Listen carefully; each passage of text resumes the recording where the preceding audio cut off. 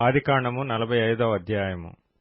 అప్పుడు యోసేపు తన యొద్ద నిలిచిన వారందరి ఎదుట తన్ను తాను అణుచుకొన జాలక, నా యొద్ద నుండి ప్రతి మనిషిని వెలుపలికి పంపివేయుడని బిగ్గరగా చెప్పెను. యోసేపు తన సహోదరులకు తన్ను తాను తెలియజేసుకున్నప్పుడు ఎవరునూ అతని యొద్ద నిలిచియుండలేదు. అతడు ఎలుగెత్తి ఏడ్వగా ఐగుప్తీయులను ఫరో ఇంటివారును వినిరి. అప్పుడు యోసేపు, నేను యోసేపును, నా తండ్రి ఇంకా బ్రతికియున్నాడా అని అడిగినప్పుడు అతని సహోదరులు అతని సముఖమందు తొందరపడి అతనికి ఉత్తరము ఇయ్యలేకపోయిరి.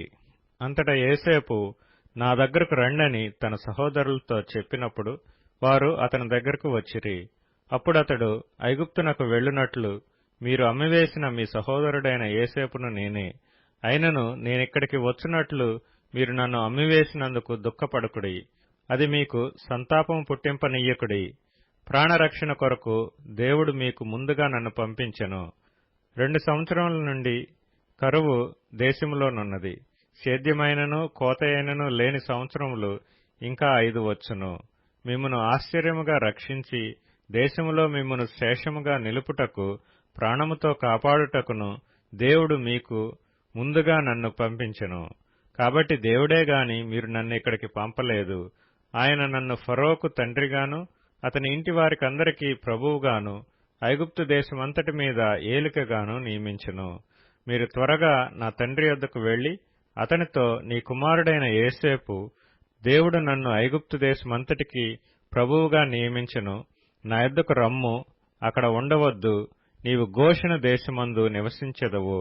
అప్పుడు నీవును నీ పిల్లలను నీ పిల్లల పిల్లలను నీ గొర్రెల మందలను నీ పశువులను నీకు కలిగినది యావత్తును నాకు సమీపముగా నుండును.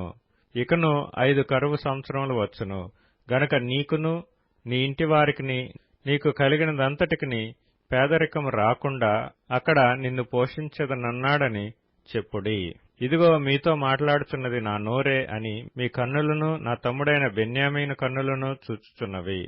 ఐగుప్తులో నాకు కలిగిన సమస్త ఘనతను మీరు చూచినది యావత్తు నా తండ్రికి తెలియచేసి త్వరగా నా తండ్రిని ఇక్కడికి తీసుకుని రండని తన సహోదరులతో చెప్పి తన తమ్ముడైన బెన్యామీను మెడ మీద పడి ఏడ్చెను. బెన్యామీను అతని మెడ మీద పడి ఏడ్చెను. అతడు తన సహోదరులందరినీ ముద్దు పెట్టుకుని వారి మీద పడి ఏడ్చిన తరువాత అతని సహోదరులు అతనితో మాట్లాడిరి. యోసేపు యొక్క సహోదరులు వచ్చిన వర్తమానము ఫరో ఇంటిలో వినబడెను. అది ఫరోకును అతని సేవకులకును ఇష్టముగా నుండెను.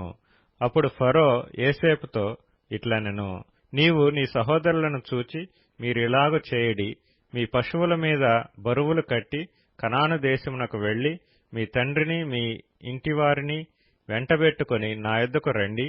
ఐగుప్తు దేశమందలి మంచి వస్తువులను మీకిచ్చేదను. ఈ దేశం యొక్క సారమును మీరు అనుభవించెదరు. నీకు ఆజ్ఞ అయినది గదా, దీని చేయుడి. మీ పిల్లల కొరకును మీ భార్యల కొరకును ఐగుప్తులో నుండి బండ్లను తీసుకుని పోయి మీ తండ్రిని వెంటబెట్టుకుని రండి. ఐగుప్తు దేశమంతటిలోనున్న మంచి వస్తువులు మీవే అగును గనుక మీ సామాగ్రిని లక్ష్య పెట్టుకుడని చెప్పుమనగా ఇశ్రాయేలు కుమారులు అలాగునే చేసిరి.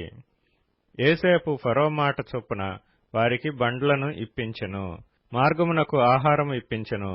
అతడు వారికి 2 దుస్తుల బట్టలు ఇచ్చెను. బెన్యామీనుకు 300 తులముల వెండియును 5 దుస్తుల బట్టలు ఇచ్చెను. అతడు తన తండ్రి నిమిత్తము ఐగుప్తులో నున్న మంచి వస్తువులను మోయిచున్న 10 గాడిదలను, మార్గమునకు తన తండ్రి నిమిత్తము ఆహారమును ఇతర ధాన్యమును తినుబండారములను మోయిచున్న 10 ఆడుగాడిదలను పంపెను. అప్పుడతడు తన సహోదరులను సాగనంపి వారు బయలుదేరుచుండగా మార్గమందు కలహపడకుడని వారితో చెప్పెను. వారు ఐగుప్తు నుండి బయలుదేరి కనాను దేశమునకు తమ తండ్రి అయిన యాకోబు నొద్దకు వచ్చి యోసేపు ఇంకా బ్రతికియుండి ఐగుప్తు దేశమంతటిని ఏలుచున్నాడని అతనికి తెలియచేసిరి. అయితే అతడు వారి మాట నమ్మలేదు గనుక అతడు నిశ్చేష్టుడాయెను. అప్పుడు వారు యోసేపు తమతో చెప్పిన మాటలన్నిటినీ అతనితో చెప్పిరి. అతడు తన్ను ఎక్కించుకుని పోవుటకు యోసేపు పంపిన బండ్లు చూచినప్పుడు వారి తండ్రి అయిన యాకోబు ప్రాణము తెప్పరిల్లెను. అప్పుడు ఇశ్రాయేలు, ఇంతే చాలును, నా కుమారుడైన యోసేపు ఇంకా బ్రతికియున్నాడు, నేను చావక మునుపు వెళ్లి అతని చూచెదనని చెప్పెను.